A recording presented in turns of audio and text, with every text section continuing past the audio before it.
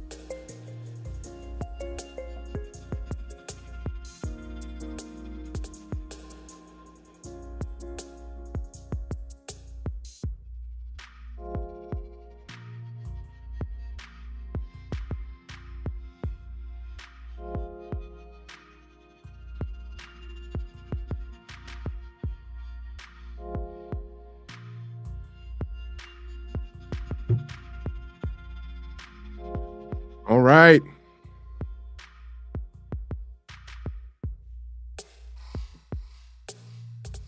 How y'all doing today? It's time to have a conversation. Go ahead and turn this thing down. Echo volume 1.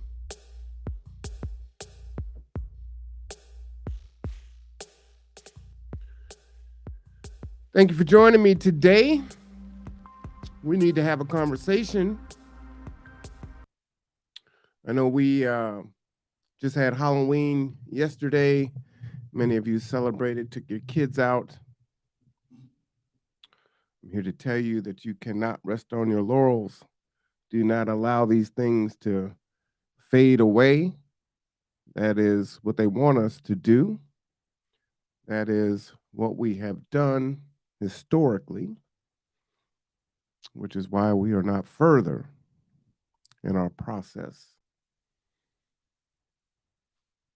But I need to share this article with you. As you know, a couple weeks ago, Bremerton High volleyball girls were in Mason County High School for a volleyball tournament in which the children and parents reported not only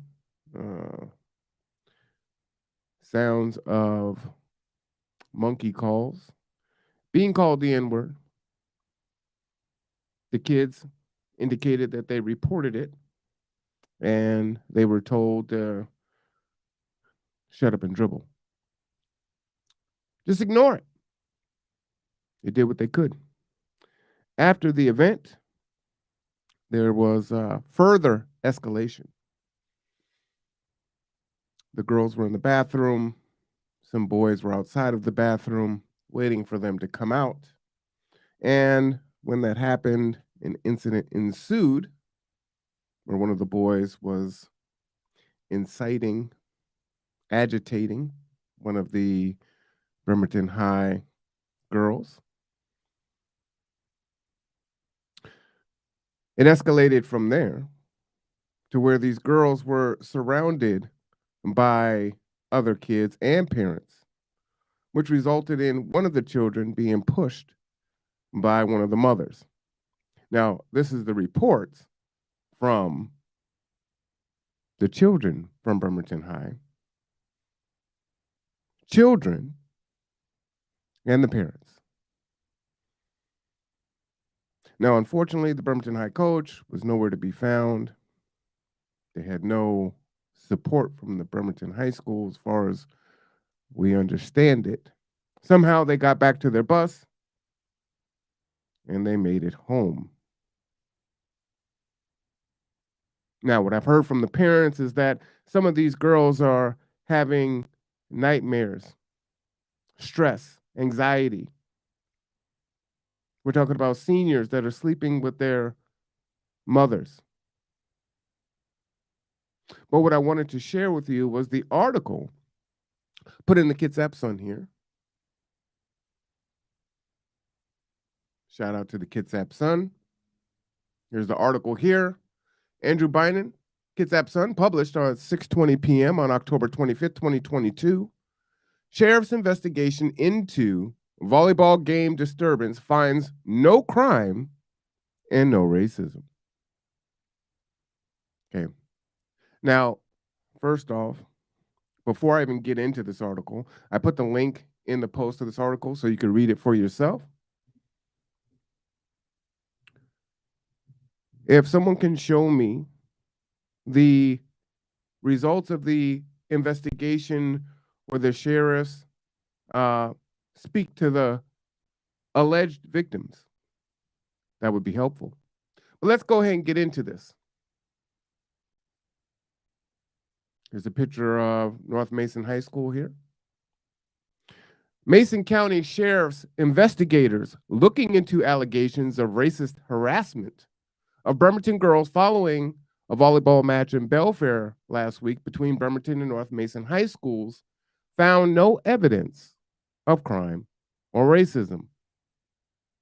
Now, this is going to be a lesson in reading an article and not only seeing what it physically says in regards to words, but what it doesn't say.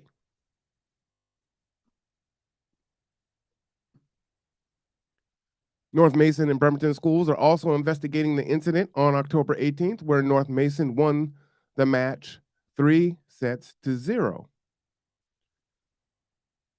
I'm not sure why that needed to be in there, but okay. Chief Ryan Sperling, who is running unopposed for sheriff, sounds a little political, said Tuesday investigators determined a disturbance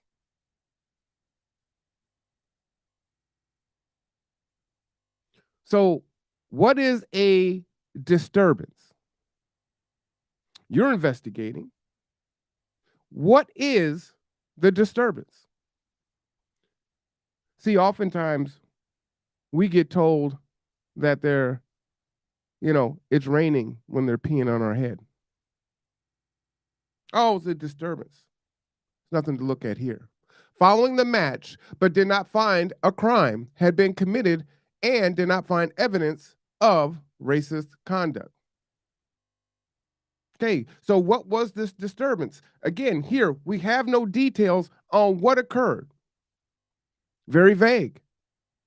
There was definitely a verbal exchange, and parents were verbally involved as well, Sperling said. Now, this is the sheriff, or who is running unopposed for sheriff. So he is the investigator. So, what was the disturbance? What was it that these parents and kids said?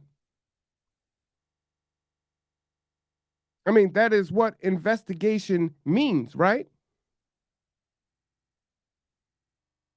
Or they say, well, there's nothing to see here.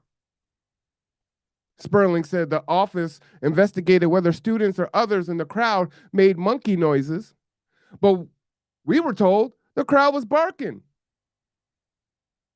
Well, I mean, I don't want a cop to, making racist sounds. And hey, it's plausible deniability, right? Woo, woo, woo, woo. Woo, woo, woo, woo. I don't know what sound they make. Plausible deniability. But here's the thing. Shout out to BSU. Hung out with them Friday night, my daughter and I. And older students and parents reported having these same experiences when they competed in North Mason. But again, we've got generations of people that are just making it up. Who are you going to believe, me or your lying eyes? And what was the stand-in for the N-word? These ninjas can't play? These ninjas ain't no good? Is that what they were saying? Or were they using the A and not the ER because, it was a term of endearment?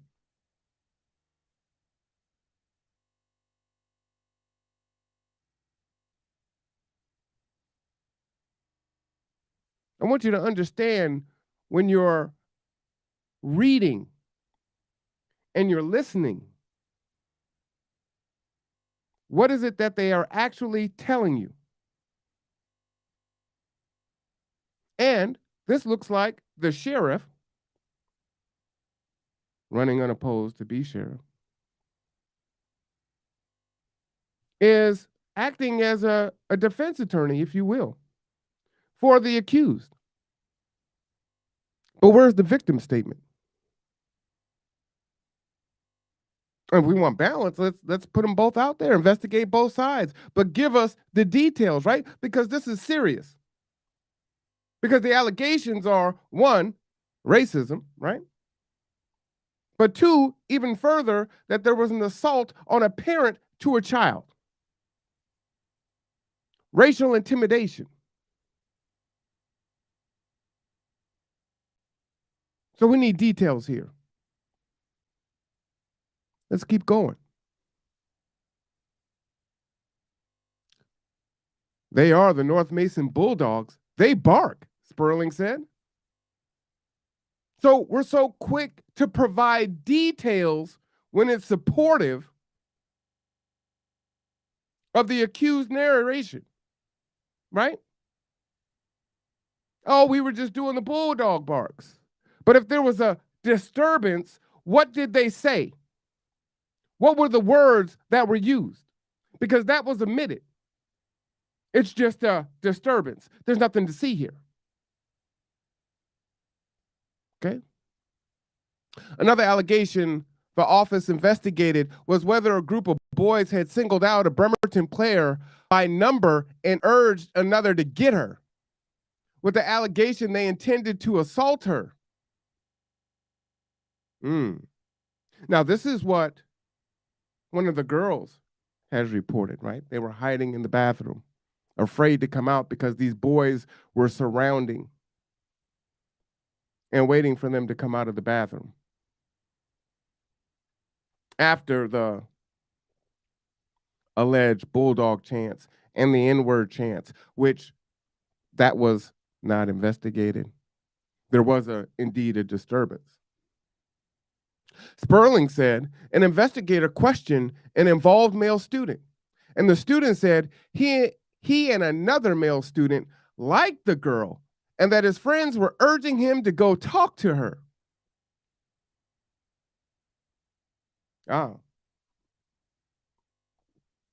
So the girls are hiding in the bathroom because they're afraid.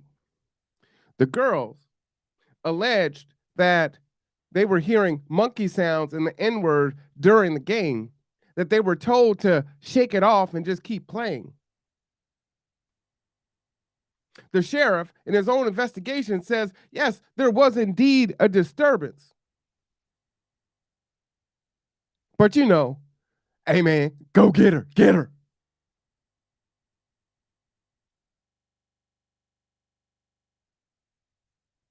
Okay. Wow.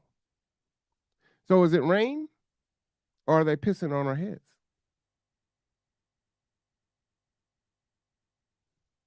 Sperling said an investigator questioned an involved male student, and the student said he and another male student liked the girl.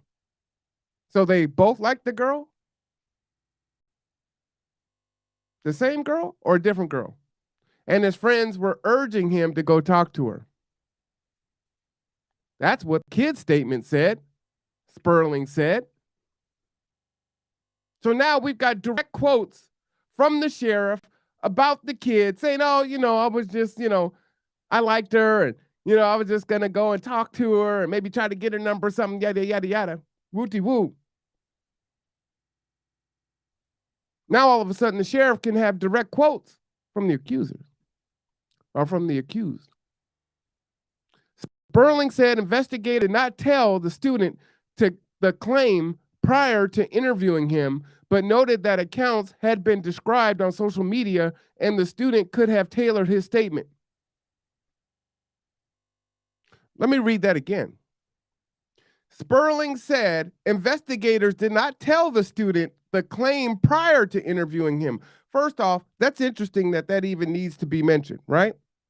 I just need y'all to know we didn't coach the kid. We didn't tell him what was being alleged. We need you to know that detail. But as far as what the victims, what the children were saying from Bremerton, well, there was indeed a disturbance, but we have to speak in very vague general terms there.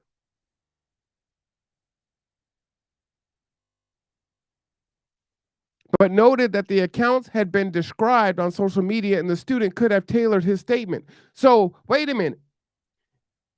Here's some inconsistency here. You didn't give him the detail of what was said, but you said, hey, buddy. Now, this is already out here on social media. We know, kids know what's in social media. So then, ergo, are you not admitting to telling him basically what's being said? There's a narrative out there on social media. I'm not going to tell you what that is. You probably know. So what's your story?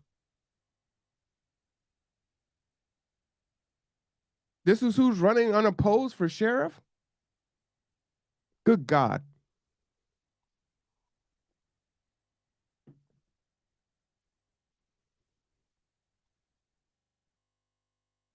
The sheriff's office also investigated allegations that after the incident, parents of the Bremerton students had threatened people associated with North Mason. So now we've shifted, right? First off, there was a disturbance, but there was no racism. There was no assault. There was no racial intimidation. We talked to the boys. Oh, they just, a couple of them just like the girls. And it was just dog barking. Now, let me tell you what the real is. Because, see, these Bremerton parents, they're the ones that are threatening folks associated with North Mason. This is what we need to look into, right?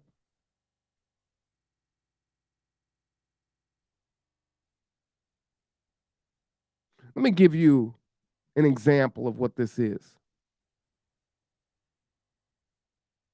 So you get into something with a racist person, and they call you the N-word, or they say something else racist. And when they're asked writes a check they can't cash, then all of a sudden, it's, I'm a victim. See, that's what this article is saying, right? This is what this sheriff who is running, or this person who is running unopposed for sheriff, is alleging based on his investigation. Somehow these children just made all of this up in their own mind. The parents, the adults that were there, just made all this up in their own mind. There was nothing to see. And somehow these irrational parents and children are now making threats to the people in North Mason just because, well, BIPOC, black folks, brown folks, we just wake up and want to say, oh, they being racist. It's senior year. We're trying to play our last few volleyball games, and we gotta, go and deal with this bullshit.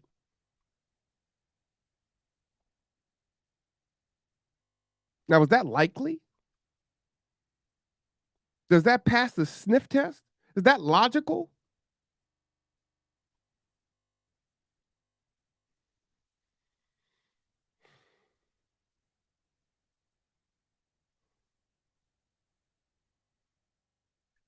Hey, cool. Yeah, I'm live on air. Okay, alrighty then. Check in. Yeah, I was on. I'm on there. Are you on there? But you trying to come on to talk? Yeah, I'll send you the link. okay. Kuye wants in on this conversation. We'll send her the link. All right. The sheriff's office also investigated allegations after the incident. Parents of the Bremerton students had threatened people associated with North Mason. Now let's go ahead and assume that's true. Why would parents threaten people from Mason County?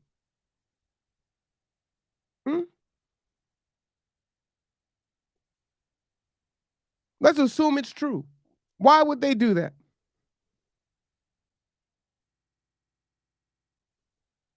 Were they provoked? I hear people talk about what they would do if someone hurt their babies. It doesn't matter who you are, white, black, other. Man, you hurt one of my babies, it's going to be a problem, right?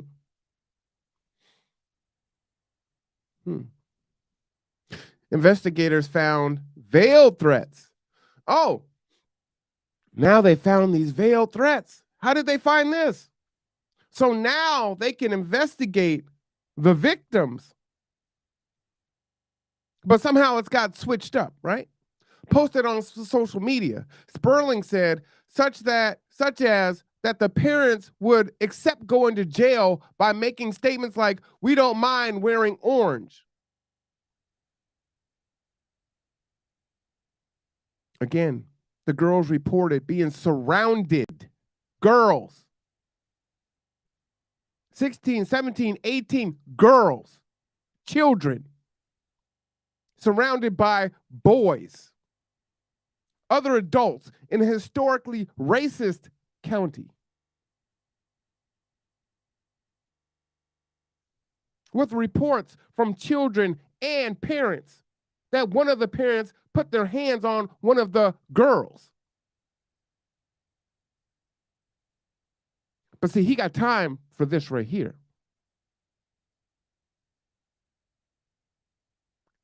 And that's it.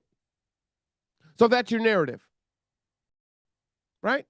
Well, we got the whole article here. So that's the narrative. Nothing to see here. We investigated. We talked to the people who allegedly did the crime. They said, no, nothing happened. Matter of fact, they're scared. They're terrified. They're pissed off. There's a report, and hopefully this will come out at some point. But allegedly, one of the boys was recording one of the girls, had the phone in the face, and the girl's getting pissed off and agitated. Get the phone out my face and slaps at the phone, right? So does that sound like a dude trying to get at a girl? Come on now. Now, when I talk about a history of racism, Article 2, Josh Farley, just a couple days after this one. October 28th. And shout out to Akuye here. Washington renames Mason County Swamp for Black pioneer whose home was known by a racial slur. Again, October 28, 2022. The State Department of Natural Resources has renamed an 8-acre Mason County swamp for a Black pioneer whose homestead there was branded as a racial slur for decades after his death. Rodney White Slough, a man born into slavery in Missouri who farmed a property near Tahuya River until his death in 1913. DNR's Washington State Committee on Geographic Names announced Thursday the Slough had been formerly known by nigger because White lived there.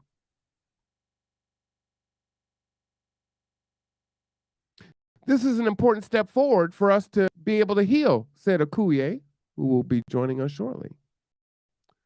A leader of the Bremerton Arts Cultural Heritage Project, which petitioned the state for renaming the Slough. He was not recognized, not allowed to have his own footprint in the region. As a pioneer of lands, he's finally being acknowledged. Separately, Nathaniel Sargent, also a former slave who lived in Seebeck and served as Justice of the Peace in the late 19th century, will have a Mason County lake named for him. Vargas and others are working to establish historical markers at both places, she said. White is believed to have arrived at Mason County in 1890, a skiff with 6 Black men arriving by ferry from a Seattle capsized in Hood Canal in the storm, drowning 2 of them. White, who had survived, went on to farm and build roads in the Tahuya River Valley that are still in use today. Though he died in 1913, his property was known by the locals as the racial slur, nigger, and was even included on the Metzger maps through the 20th century. White's life and efforts to rename his former property were the subject of Kitsap's son's story last summer. He wasn't the only Black pioneer on Kitsap Peninsula. Nathaniel Sargent, born into slavery in Kentucky, ultimately moved to Oregon with his white family, but the state forbade Black there at the time. He moved to Kitsap, where he ranched 248 acres and was elected Justice of the Peace in 1894. He died in 1954 and buried in the Seebeck Cemetery, though his grave marker was only added a few years ago. Alicia Charles, also part of the Living Life Cultural Heritage Project, said the effort included petitioning the State Committee on Geographic Names and lobbying lawmakers, including Representative Derek Kilmer, Democrat, Gig Harbor, the area's congressman. We as African Americans don't get a lot of attention in this area's history, Charles said. I felt that it is very important we move forward to show that what we have done as people and honor these individuals. The state committee also approved a number of other derogatory places names, including 9 name changes to remove terms that refer to Indigenous women during its Tuesday morning meeting. So again, they're advocating for this last year.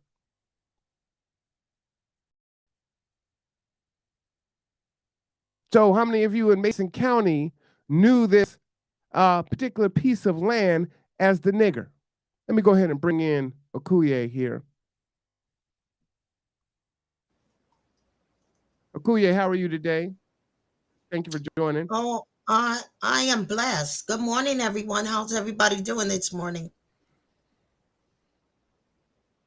They're doing their thing. I came across this article with the sheriff doing its investigation. I'm appalled as to what I read, and I don't know how much you may have missed as I was coming, sending you the link to come on. But basically, this article looks at it did not talk to the victims, right? They're here. And I asked people to share if there is an article where the sheriff and that office investigated what they had to say. But all they said, well, there was there was an incident, but it didn't rise to racism or physical assault.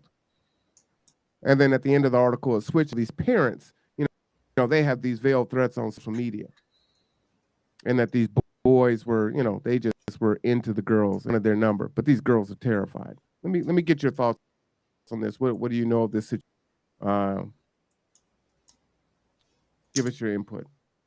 Um, well, one of the things that I'm very concerned about is the erasure of how the events were covered. You know, our students came back; they were horrified at what was happening. They addressed the issue. There was no security there. Those adults became very violent and very aggressive with the students. Um, Parents was appalled.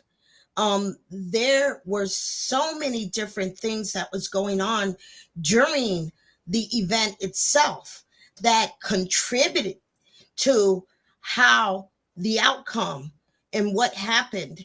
And so, where are those stories? And one of the things that I have, Mason County has always had a terrible history of racism during exchange of games, whether it was football, basketball, soccer, whatever it was across our county. And these things need to be addressed.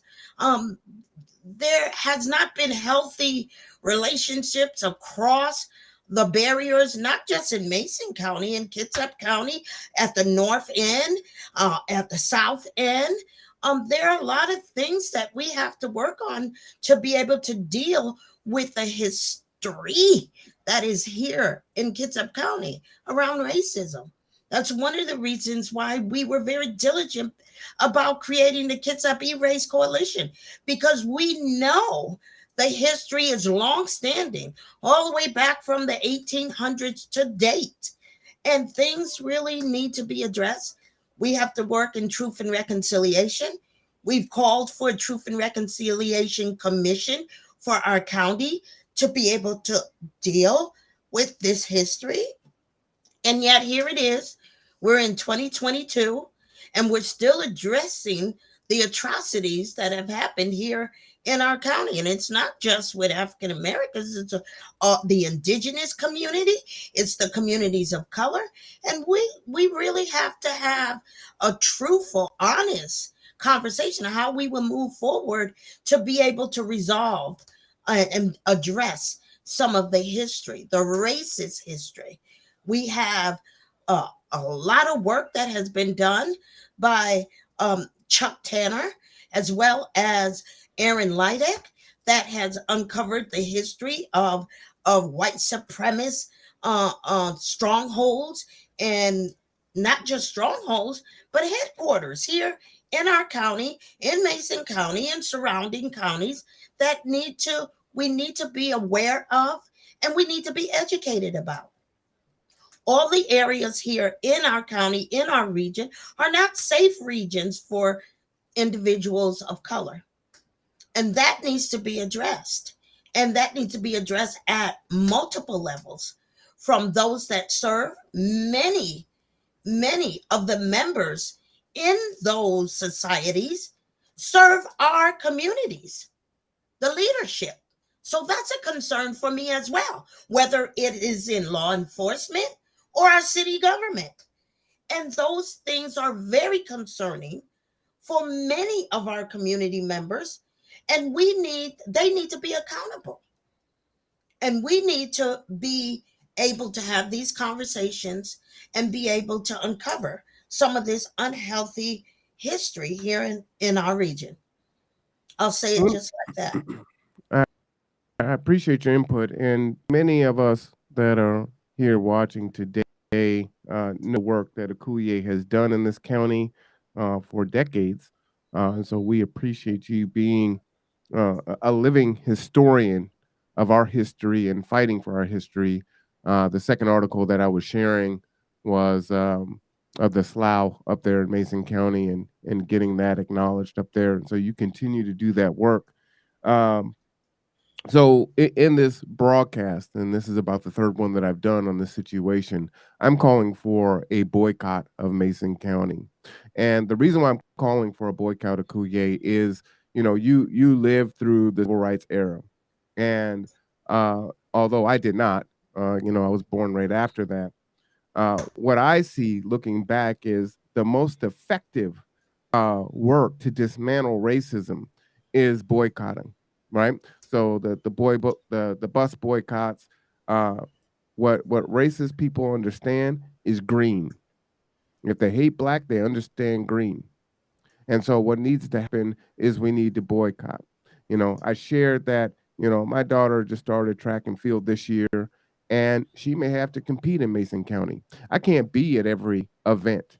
So I don't know if my girl is going to be safe in Mason County next year or the year beyond that. Right. And as I said earlier, I was at the BSU event on Friday, and older kids and parents were talking about their experience in Mason County competing as athletes in that county when they were in high school. So this is something that has persisted over the years. And so, for me, that could be part of the reconciliation, and you have a conversation, and you work through it. But you can see what's happening with Kanye, right? So he says anti-Semitic statements, and we're not debating on what he said or what he's done. But what's happened is the collective has canceled him, whether it's been businesses, banks, you name it. So now that can be done with the swiftness. But the Tucker Carlsons and folks that will chant, Jews will not replace us, replacement theory, things of that nature. Those folks persist, and that's just considered free speech. Boycotting, that's what they understand. Our kids aren't safe there. What are your thoughts on that? My thoughts, and I'll be very plain about it, is if we're not able to address these issues and acknowledge them and be able to call our leaders, and I say our leaders, into accountability to address them, none of us are safe within our communities. Because when these atrocities begin to manifest itself and they go unchecked and they go unaddressed, it sends a strong message that it's acceptable, that this is the way it is. And until we're ready to shift that, and hear me say, by all means possible, whether it's boycotting, whether it's writing letters, whether it's protesting, we have to be able to push back against the behavior that continues to perpetuate racism, that continues to perpetuate violence, that continues to perpetuate inequities across our communities. And if we're not ready to sit down and have a conversation about that, that should be a red flag for all of us. There Well, should be some red flags going off all over the place. let me give you the red flag. Right? Here's the red flag. Bremerton North Mason schools investigating racist harassment at a volleyball game. Okay, this was October 25th, right? Bremerton and North Mason school district officials are investigating reports of racist harassment and intimidation of the Bremerton students at the girls' volleyball game played in North Mason High School last week. This is a different article, folks, so I just want you to be aware of this, right? In two vaguely worded statements released Friday and Monday, neither district explained what is alleged to have occurred at the October 18th match in Belfair, where North Mason won the match 3-0. Bremerton schools reported the incident occurred with a group of our student athletes. North Mason School Superintendent Dana Rosenbach clarified Tuesday the district is investigating allegations from Bremerton students that they were victims of racist speech and actions. What she said was, I would be heartbroken if we determine our students behaved in such a way. Now, I think that's very interesting there, if we determine, because it sounds like, we make the rules. But hey, I'm reading in between the lines here. Rosenbach said, I will be disappointed if we determine our parents engaged in racist behavior, but we need to complete our investigation. Okay. Now, again, this was October 24th. Okay. 2 days later, here's the next day, here's the investigation from the sheriff, right? Saying, hey, there's nothing to see here. There was a disturbance, but there was no crime. There was no racism. So what the hell was the disturbance, right? So when you're saying, okay, yes, they need to do the work. They've done the work. They've done the investigation. We've seen this with police. We've seen this in so many different examples. It's like, oh yeah, we did our due diligence. We looked into it, and there's nothing to see here, right? This is just a misunderstanding. Those were dog noises. They weren't monkey noises. That wasn't the N words you were hearing. Boys like those girls. So where do we go from here? I'm concerned about all of that because they didn't even address it when it happened. It took all of a whole week before they even addressed it. That should have went out the very next day. Investigation should have started. Not that it didn't happen that day. It didn't happen the following day. It didn't happen the following day after that. Didn't happen that Friday. It didn't happen over the weekend when they were charged. And I said charged to address the issue. Then all of this began to manifest. Yeah. That's a problem. So what's our next step? Because I'm already at boycotting. So they've done the investigation. They said, oh, okay, we heard these allegations. We'd be heartbroken if that's the case. The wannabe elected sheriff says, hey, I investigated. There's nothing here. We're done. Oh, but, let me point out, even though there was nothing to see here, these parents are, here on social media saying that they would be willing to go to jail to protect their babies based on what happened. But nothing happened, right? So they just making this up. So what's the next step? Because they've done their investigation. They did their due diligence. It was just a disturbance. Right? But then they can quote the boys. Fascinating. We've got a comment in the chat there. Joe says, what do you think is the responsibility of the Bremerton School District in response to the events at the volleyball game? I'll answer that, and then Akuye jump in.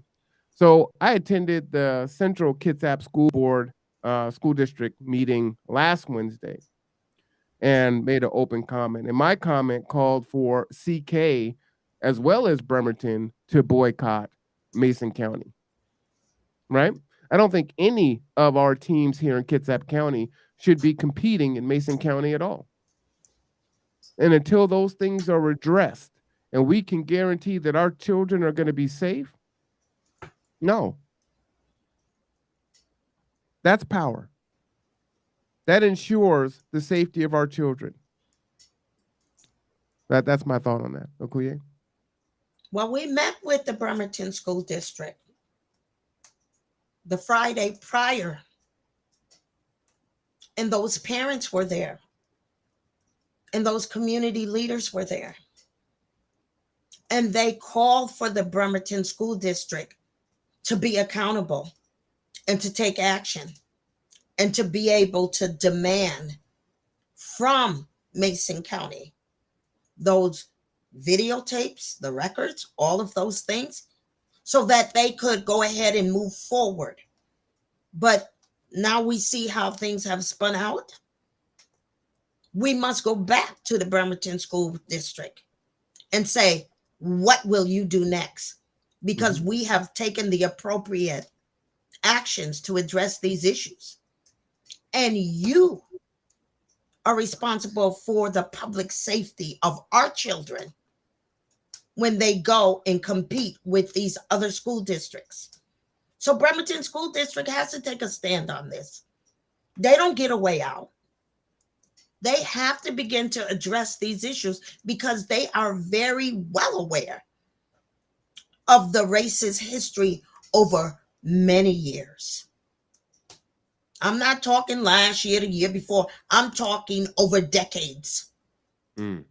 So if we are really serious and intentional about addressing this history of racist behavior, we need to also bring forth the history that has continued to be perpetuated in those areas. And like I said, it's not just Mason County. That's right here in our own Kitsap County. If those behaviors are continued to be allowed to continue, then they need to be boycotted too. And I'm talking about North Kitsap, South Kitsap, any of our school districts. Because if we allow the behavior to continue, it sends a strong message, like I said, that this is acceptable. And it will continue until the school district is very intentional about equity, inclusion, diversity, and addressing racist behavior and history in their own systems, in the school systems, because they have a history in the educational system, period. So it goes even deeper than just a game. I'm talking about staff, superintendents, principals. I'm talking about policy and procedures in the school district that has been allowed to continue.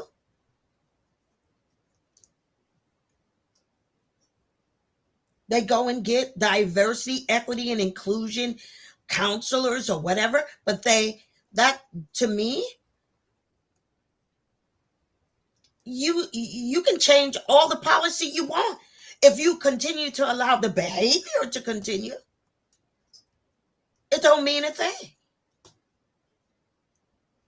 So we have a lot of work to do. And it's not overnight. It's not a one and done. If we're going to move equity forward for our children and for the future, we have to start with ourselves and the behavior that has been allowed to continue. I'll add to that. You know, this is coming at a time when we are at the midterm elections. We've got a lot of folks that are up for election, and if they're not on code, then they should not have our vote. And so I would like to see everyone who is running for local office reaffirming the accountability that needs to happen with Mason County. And as you said, with the school districts here in Kitsap County also. We have an awesome opportunity to shift the narrative that has been longstanding in the history, longstanding here in our county. When George Floyd was murdered and the murders were occurring, the whole nation took a shift. And that was just a paradigm shift. But now that the protests are over, the marches are over, who is continually staying the course to do the work of undoing institutionalized? Because it is institutionalized. It's in our government. It's in our school districts. It's in our health districts. It's in our faith-based organizations. And it's in our community. So this is a call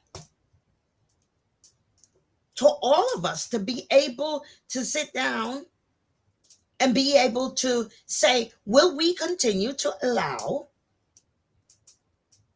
the history that this nation has carried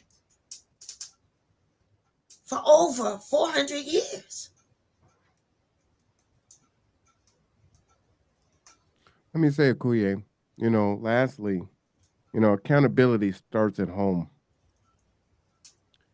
And, a lot of us got riled up, as you said, during George Floyd. It was a perfect storm because we were going through COVID. But now we're somewhat back to normal. And, many of us are in more survival mode than we were pre-COVID. But you can't take your foot off the gas. You got to be diligent now. So even though I've got the privilege, I can protect, my daughter from this situation.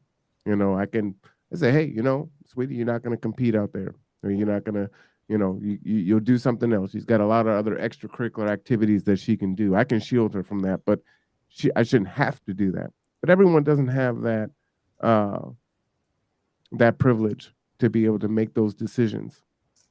What I'm saying that to say is it doesn't matter if it doesn't affect you directly, it affects you indirectly. And the saying of if you don't stand for anything, you'll fall for anything. So you got to stand for something. So we got to be accountable. And we are very apathetic here in this county as a people. We come out sometimes when we're wronged, but I look at the faces that react. Very few look like us. And we have all these black churches here. Probably what, an average of 70 or 80 people in each congregation. Some of these have 200 people. We only got one person on React. We have very few folks that show up to board meetings for the school district. So we don't know what happened. But if something happens to our kids, then we're going to stand up. Then we're going to be pissed off. Then we're going to want that support. Charity starts at home. Accountability starts at home. So it's time for us to do the work. I know you're tired. I know you're trying to survive.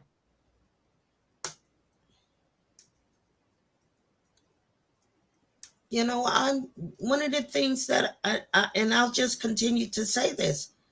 When we normalize ill behavior and send strong messages that it's acceptable, it models for our children. And like you said, it begins at home. And what is being modeled at home is being manifested in our schools, because those same children that ear hustle and hear their parents and their friends talking all that yak are emboldened to come to school and perpetuate that same behavior against students of color. Mm. And the racial bullying has always been in our educational system.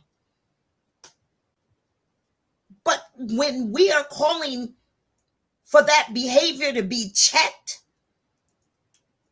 and then those voices are silenced or, oh, devalued, or, oh, that didn't happen, or there's a shift. Oh, no, not our children. Yes, your little precious babies are up in those schools wreaking havoc and continually representing you from home. They leave your house hearing everything that you're modeling for them, and they come to school because you have given them the strong message they're more than, they're better than, and that, yes, you have a right to behave the way you behave because we're supreme. That is a supremacy mentality. Narcissistic behavior. Racist narcissistic behavior that you have taught your children.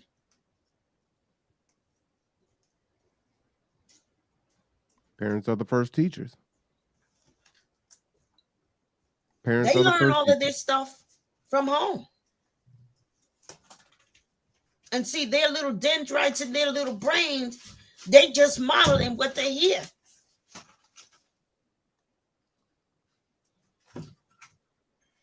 Well, I'm gonna tell you, Akuye, this is going to be an ongoing conversation. I have no intention on dropping this. Um, so this is one of the things that I am willing to plant my flag on. I hope that you'll come back on and continue this conversation. But I also want to have another conversation with you because, as I was saying, accountability starts at home. Here's Wikipedia here, a list of the murdered hip hop musicians. Unfortunately, we just lost Takeoff from the Migos. that this is, I mean, this has been out of hand, but we got to talk about this. And when I say accountability starts at home, we got to have this discussion. We got to have this discussion. What a loss. Look at all these losses. Look at all these losses. But I hope to have you back, Akuye. We have to do this work. I believe that we're at the point of boycotting. We see what they're doing with Kanye.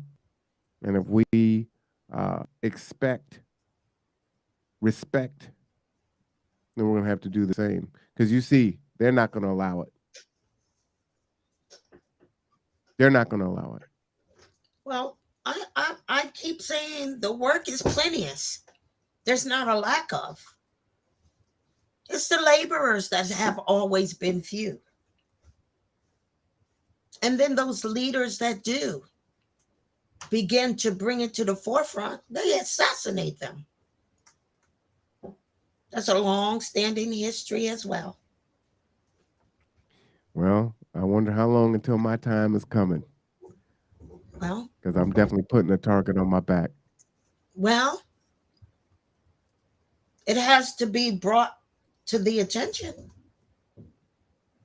It is what it is. because it is part of the history. Bring it on. We'll see. You know, I've been doing almost 2 years now, and y'all ain't heard nothing. So as soon as you start hearing some stuff, you'll know what's happening, right?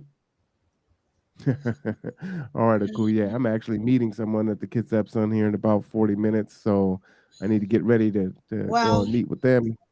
continue to do the good work and to continue to educate, inform, and empower our community for change because that's across all barriers.